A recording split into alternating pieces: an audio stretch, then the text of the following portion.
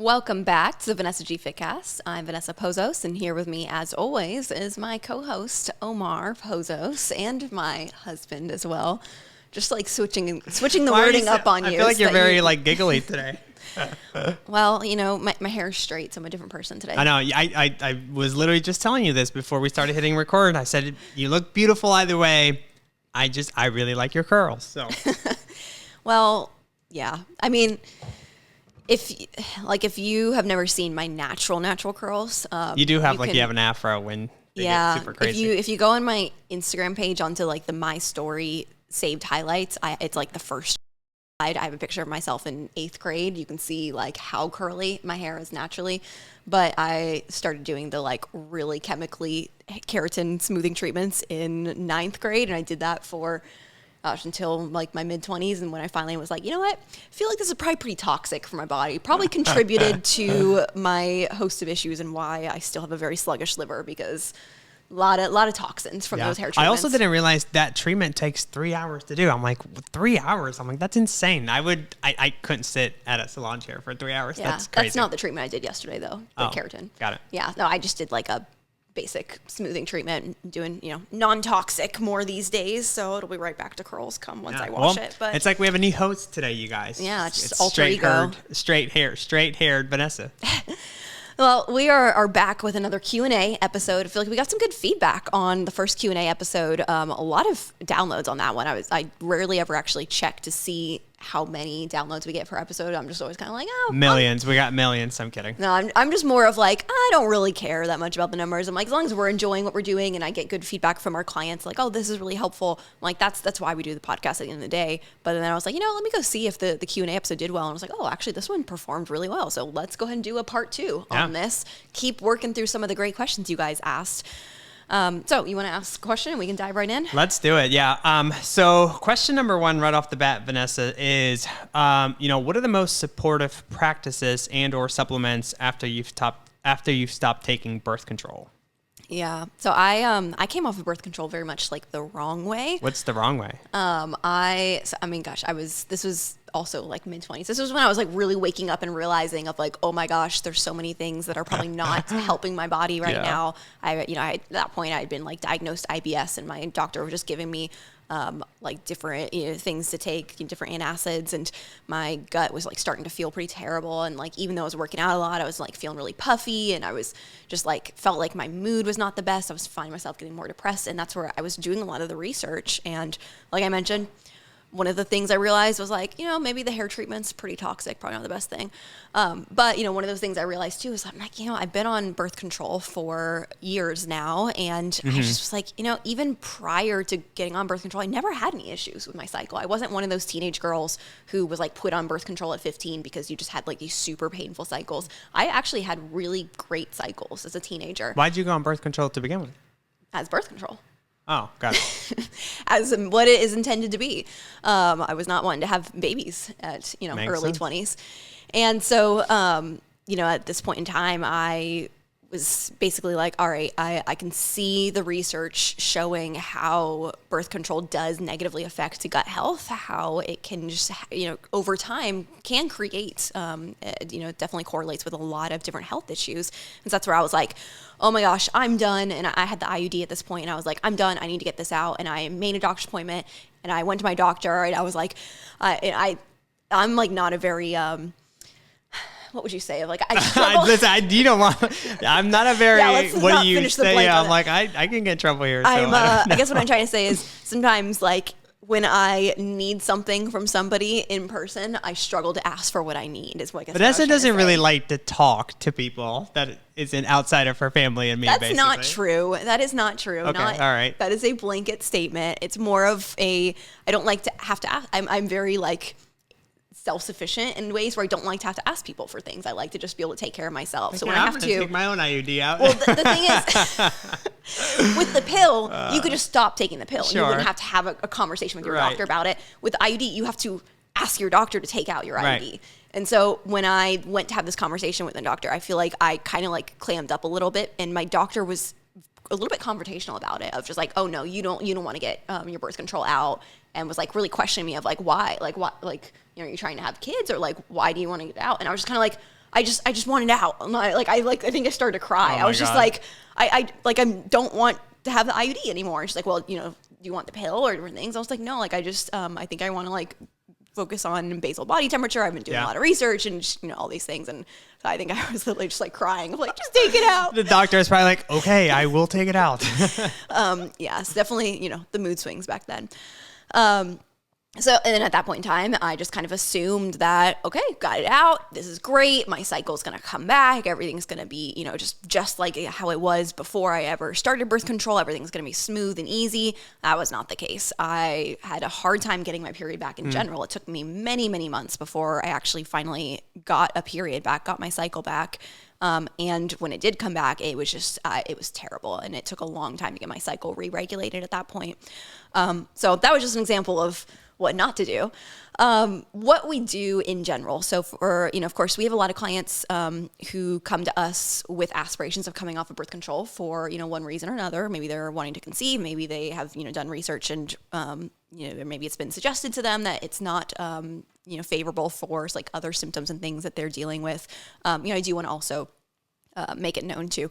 We don't by any means tell clients they have to come off of birth control to be able to work with us or anything like that. We do have clients that stay on birth control, although honestly that is few and far between, because once I feel like they understand how it works in their body a little bit more, a lot of people do make that decision. But everybody has their own choices around that. And so when someone does want to come off of birth control, the process can vary because we have to factor in what type of birth control they were on. We have to factor in what else they're dealing with. If someone is also showing symptoms of gut health issues, or even if we've done a GI map, we know there's things going on, we have to factor that in as well. Obviously we have to consider what their goals are with things. So there's a lot of factors that come in. There's not just this one cookie cutter plan for coming off of birth control.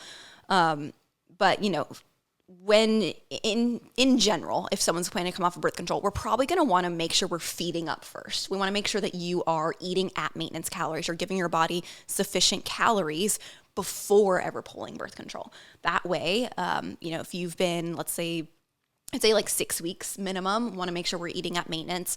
That's going to make sure that your body through that transition has been in a place of having enough fuel, enough nutrition, enough nutrients that it needs to produce hormones naturally. So it's already kind of had this stock of, okay, we're in a good place nutritionally.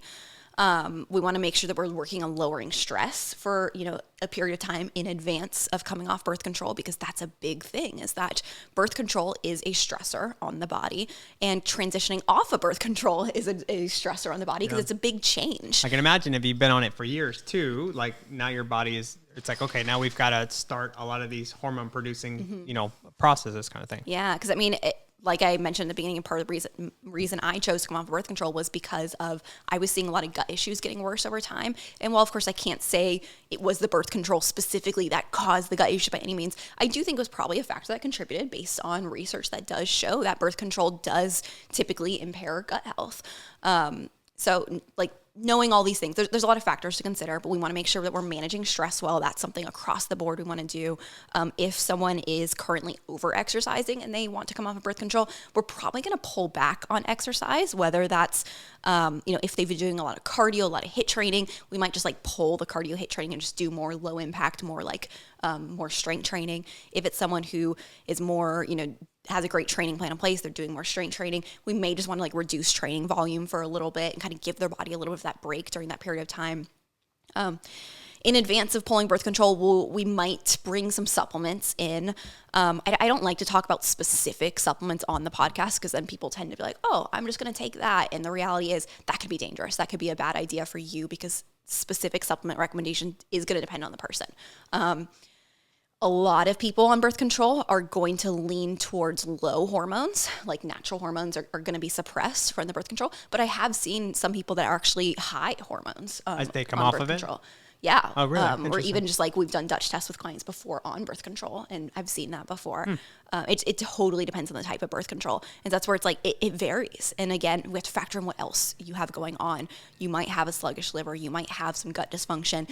You might have an immune system that's flaring up. You might have a sluggish thyroid. There could be a lot of things that we need to maybe make sure we're supporting in advance of coming off of birth control. So that's where it's Supplement recommendations, I can't give on the podcast. It's got to be really specific to you, knowing your situation, looking at your health history, your symptoms, ideally even getting some, blood work and looking at thyroid, looking at lipid panels, all of those things.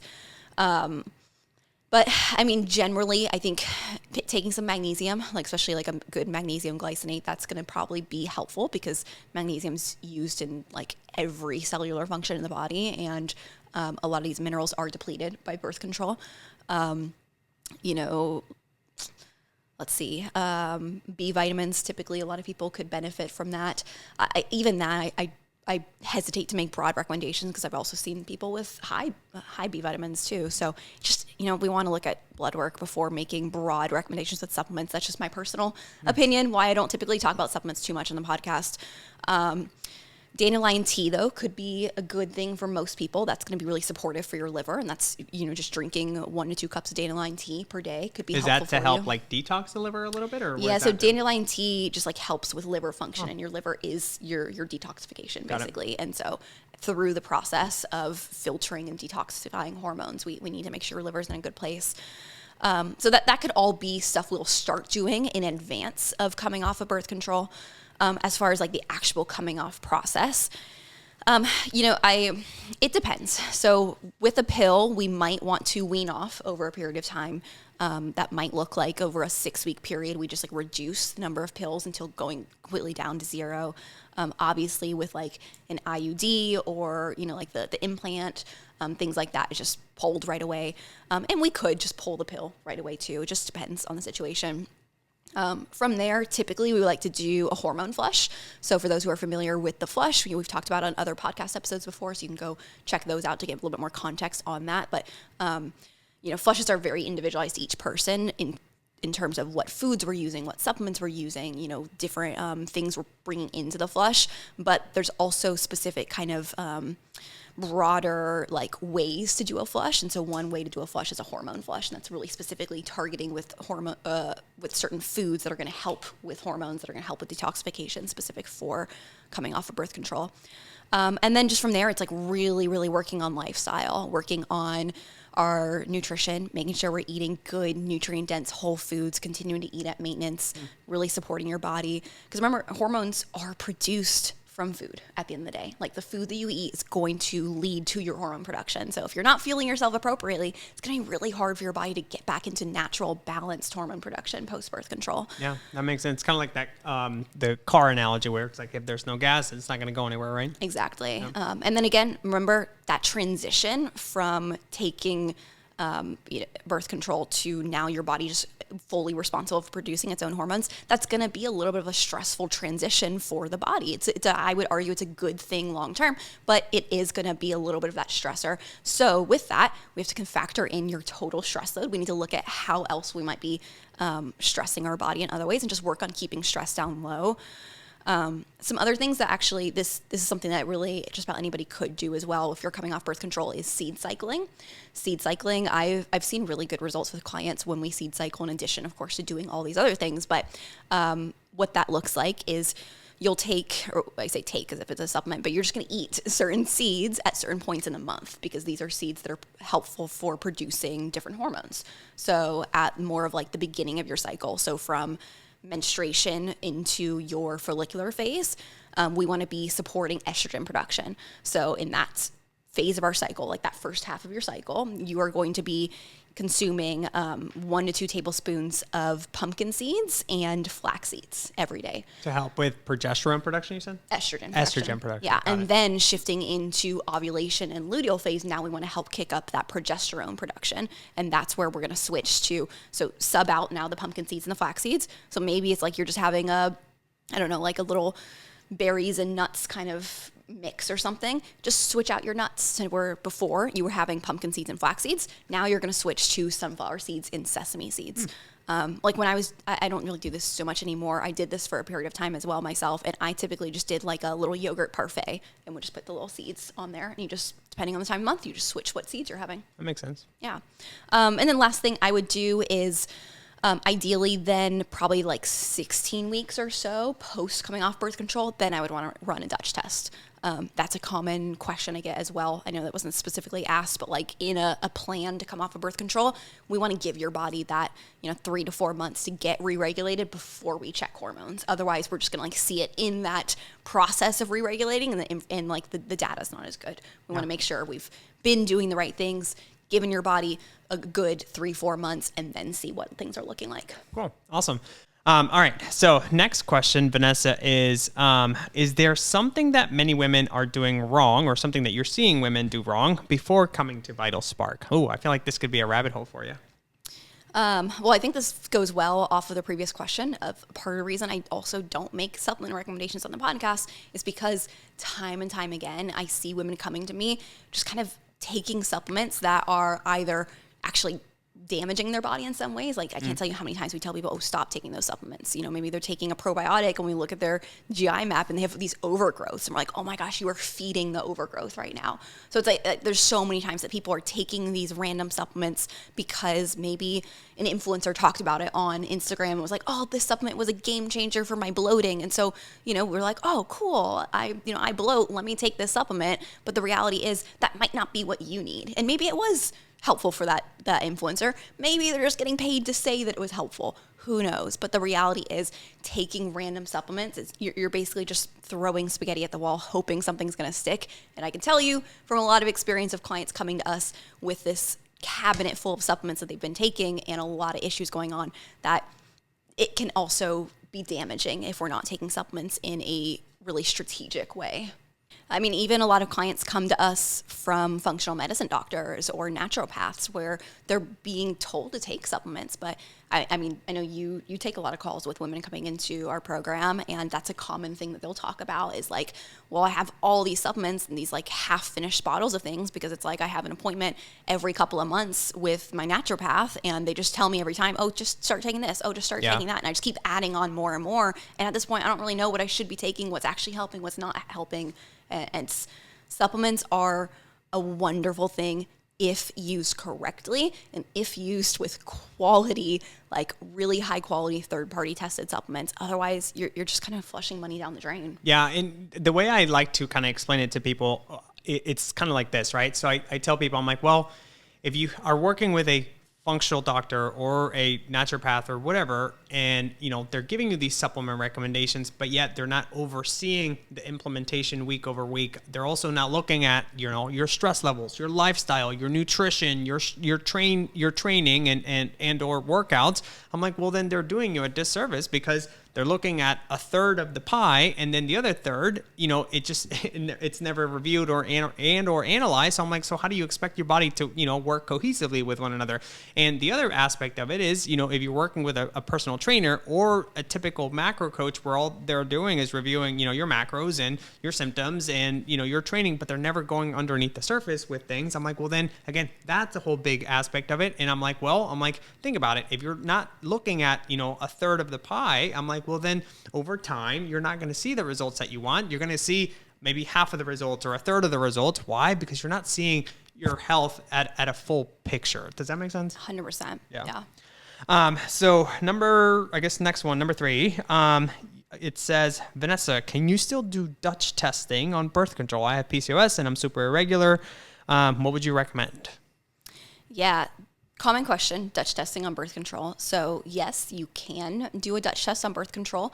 Well, you can, but should you do it? Yeah, well, so that's the thing is, yes, you can. It's just going to depend on what your goals are. Because if your goal is to stay on birth control and you're like, I want to see where things are at and maybe just kind of like open my eyes to be like, well, maybe should I come off of birth control if my hormones look really bad on birth control? Like we've done that before where we've had clients that originally were like, no, I really want to stay on birth control. Mm-hmm. And we're like, you know what, let's do a Dutch test, see where things are at. Let's look at your cortisol patterning. Let's look at your neurotransmitters. Let's look at like some of these other functionalities, even how we can at least still see your detox pathways, see how your body is detoxifying the estrogen it does have. Like we can see your methylation. So there's still some good, really, really good data to have But I would say, in my experience, the times we've done that, those clients ultimately decide to come off birth control because it was a little bit eye-opening for them to see like, oh, wow, I have these goals of losing weight and toning up. And I can see right here of like, it's going to be really hard to do that with the way my hormones look right now. So that's where my recommendation would be for most people is just like really think about what you want to do, because in that instance, we're going to need to do another Dutch test. Then once we, like I talked about, go through that process, coming off birth control, give your body time to re-regulate, we're going to need to do another Dutch test. So it might be in your best interest to wait until we're off birth control to do that. But again, if you're like, I plan on staying on birth control, then yeah, absolutely, we can do a Dutch test. It's more so going to be looking at your cortisol patterning, cortisone versus cortisol. We're going to be looking at the detoxification pathways your estrogen's taking. We're going to look at your methylation. Like there's still things we can look at. It's just definitely not as valuable as, taking it when we're not on birth control. Yeah, that makes sense. What about like on the PCOS side of things? What would you say there? Yeah. And so, to the PCOS aspect, 'cause I'm wondering if maybe the person asking this question is saying that they're on birth control due to PCOS. To manage it. Yeah. So because that's a very common thing that a lot of doctors will basically prescribe someone birth control to help manage PCOS symptoms. Key thing to distinguish there, you are managing symptoms. You are suppressing symptoms. You're not actually fixing anything. And so at the end of the day, you still have that PCOS.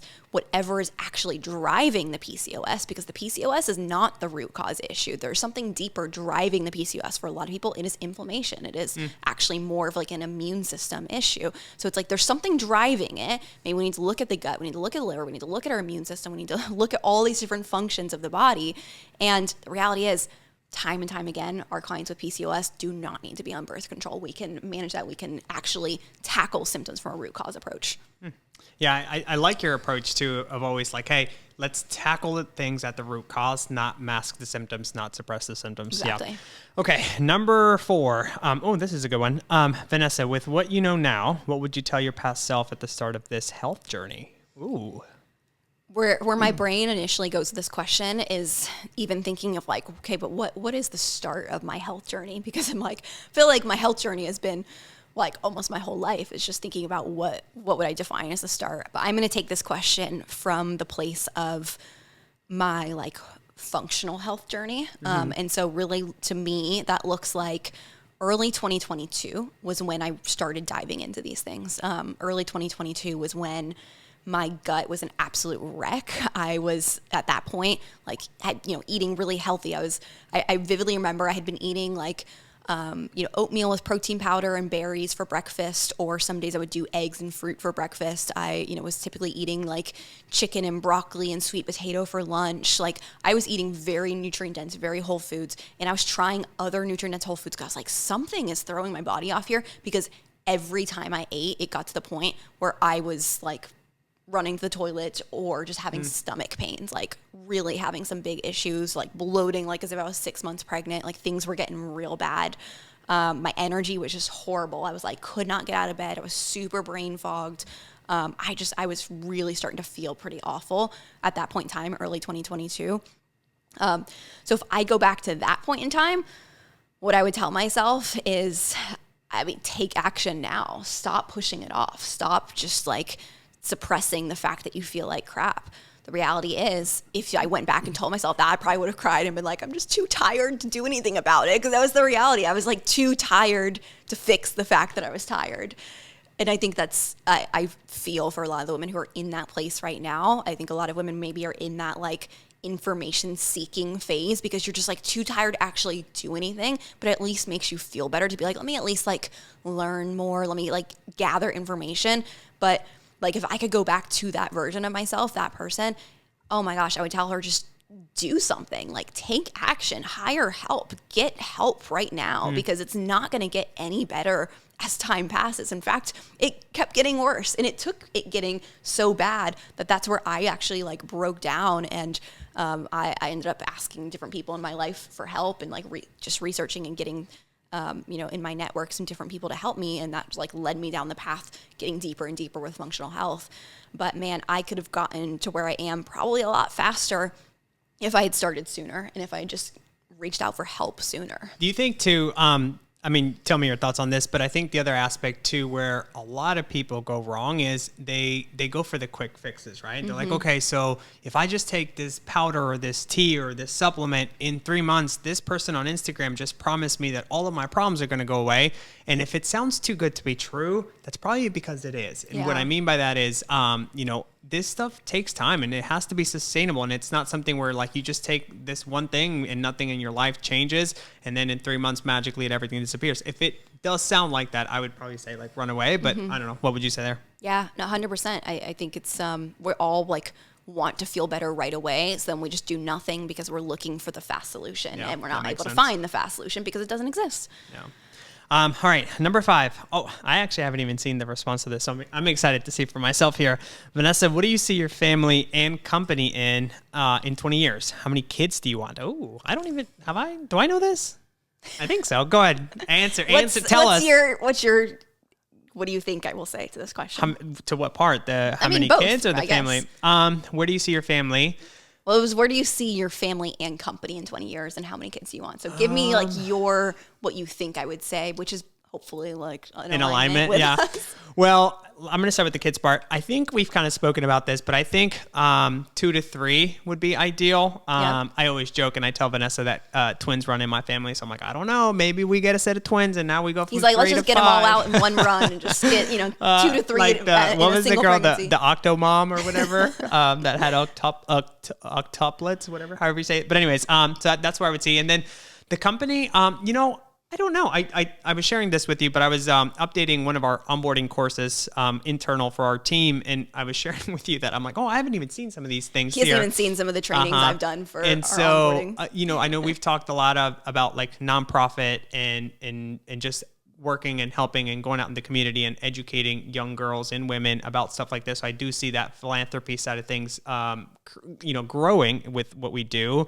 What do you see your family? I mean, we've always talked about this, but we don't ever want our kids to grow up and, take things for granted. Know that, like, for example, I'm Mexican and I have a childhood that's very different from a lot of people. And I want them not necessarily to experience it, but I want them to be aware that, a lot of the world doesn't live the way that we do. And so I think it's just our family and our business pouring into that philanthropy side of things, just helping and being in the community. So that's kind of where I see things. Does that make sense? Is that in alignment with what you had? Actually, I want no kids. I was like, that is not my answer. No, we've talked about these things enough to where I'm like, you know my answer to this question. We've talked about probably 2 to 3 kids would be, what we're thinking at this stage in life. But I think not it's including one of those our things, dog Zoe. In addition to Zoe, I think it's one of those things where you probably don't know until you're there, and it's like you probably kind of decide as you go realistically. We're also, you're 30 years old, so I'm like, you're still very young. So who knows? 5, 6, 7, 8 kids. I was like, where are you going to stop counting there? 9, 10, yeah. Yeah, and I told you I want a Sprinter van just so I could put all the kids in the Sprinter van. I come from a bigger family. I'm one of 5 kids, and so it's like one of those things where you kind of go back and forth of like, would I want to also have a big family myself? Or it's like, I feel like you either are one end of the spectrum or another when you come from a big family. You're either say that I want a big family, but I'm like, it's a lot of work, so I get it. Yeah. But as far as like the company side of things, so I mean, we founded our company back in 2019 was when I really started online coaching. I would say 2020 was more like officially becoming a company because it was no longer just me as a online coach. It actually became like hiring other people and truly becoming a business, becoming a company. And so really in that last 5 to 6 years, the growth that we've had, I could not have even fathomed back in those days. Yeah. Like truthfully, if I went back in time to talk to myself in 2019, 2020, I didn't even know that I wanted these things. And I still today, sometimes I'm like, man, this is just like, it's more of focusing on the mission, not so much having these like big, grand desires and goals of like, we just want to grow. We just want to like, have this big company. We've never really been from that place. It's always been from this place of just like kind of happened. Truly.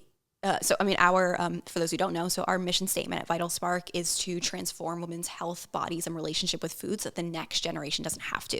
We're really big on generational impact. That's the goal. That it's not to have this massive coaching company where it's like, we're going to be this like monopoly in the space and we're going to, you know, help all these women and we're going to be the biggest, best coaching company. It's more of like, we want to go deep. We don't want to go a mile deep, not a mile wide. And so it's like, we want to have that deep impact with each woman that we get the opportunity to help, to where she can turn around and help her, whether current or future, you know, daughters or any young women who come into her life, like really having that generational impact. Because, empowering people. Yeah, that's the most clients come to us. You know, a lot of, I think about like myself and a lot of our team members, a lot of us had these like more negative experiences that started in those young years. I can think back to middle school was my first time really developing awareness of being like, man, I want to change my body. And I think about like how little I knew about health growing up, even into my early 20s. And that's where it's like, I think about, it's not so much even the women that we can help, but the women that they can help through us helping them. And that's the impact I want to have. And so it's like keeping the focus on that. I just want to grow in whatever, like, not to sound almost cheesy in a way, but it's truly, it's like whatever God wants for the company at this point. It's just like, we'll continue to kind of show up each day and do the work we can. And just whatever kind of happens from there, that's the goal. One thing that Omar was alluding to, because I have it also in the onboarding trainings, I talk about it with our team, is like a little bit of a passion project, personal goal of mine, is I would like to get to a place where either, whether it's like through Vital Spark, creating a nonprofit or partnering with a nonprofit, I would love for us to be able to do like yearly, or maybe even more often than that, do in-person with like bringing our whole coaching team together, doing like in-person, going to like middle schools in areas that are low income areas, and be able to go and talk to girls in middle school about their health, about nutrition, you know, about like their cycles, about like all these things that I just know for myself, I didn't get the opportunity to learn about. I did not learn those things growing up. I had to learn through trial and error. And if it's even just like, you know, maybe some of those girls won't want to hear those kinds of talk, but if there's like a few girls that we can make a big difference with, that's the impact we want to have, right? I just remembered like sex ed for us was like, I don't know if you ever watched that movie. I think it's like The Gift of Life. I didn't even have a sex ed class. You didn't have a sex ed class? No. Oh my gosh.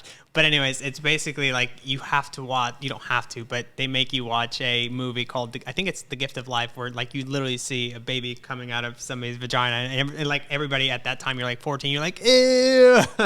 Yeah, no, I didn't even have those that was classes. sex ed for us, basically. Yeah, no. Yeah. Too funny. Next question. Yeah, next one. So it says, Vanessa, what should I prioritize if I'm feeling bloated and sluggish? I feel so confused with all the info that I see out there.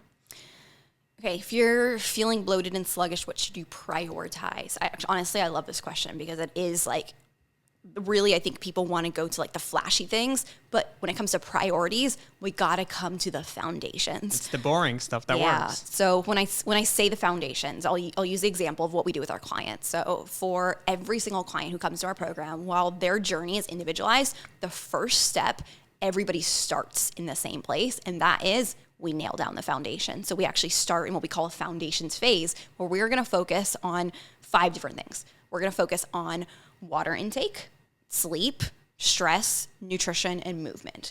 And so those are what I define as the foundations. And so within those, I'll give kind of a quick rundown here. So within the foundations phase, water-wise, I want to see 64 ounces bare minimum for everybody. But really in the foundations phase, I would say we're working to 80 ounces plus. From there, we'll continue to build up. But like foundationally, let's get at least drinking 80 ounces of water consistently. You'd be amazed at what even like bloating and sluggishness, just drinking more water can do for you.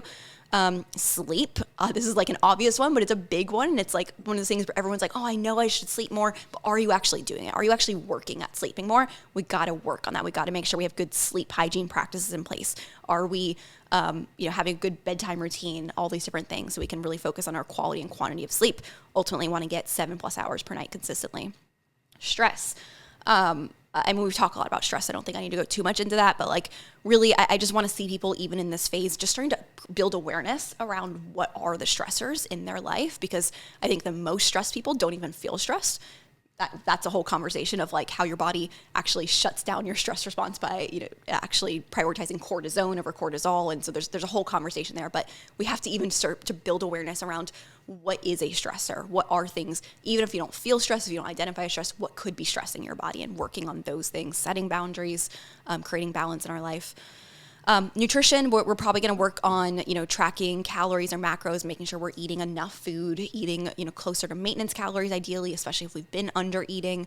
Can I say something on that super course. quick when it comes to tracking? Because I think people have a negative connotation to that. And we have literally this week seen a lot of client wins in our team where people are like, oh, wow, like when you track your intake to make sure that you're nourishing your body and you're giving your body enough nutrients, it's so much different than, hey, I need to restrict, I need to starve myself. So again, you're kind of alluding to it, but it's more or less, I just need to make sure you're eating enough of the right things. I think we've had 3 different clients say this week of like, wow, I always have had a negative relationship with tracking and a bad relationship with food. Eating, and here I am, like, actually, I have a great relationship with food right now with tracking. This is amazing. So nutrition, really focusing on quantity, but also quality. We want to make sure that probably about 80+% of the calories we're eating are coming from whole foods, nutrient-dense foods, as minimally processed as possible. Making sure we're eating like 3 meals a day minimum, things like that. Movement-wise, this can vary depending on the person, but we need to be moving our body in some ways. Sometimes the way that we're moving our body needs to be changed, needs to be even reduced at times. Many clients come to us overtraining, and we need to actually relax the body a little bit more. But that doesn't mean that we're going to go just be a couch potato and not move at all. It means we're going to change how we're moving. But for many clients, we're not moving enough. We need to focus on moving more.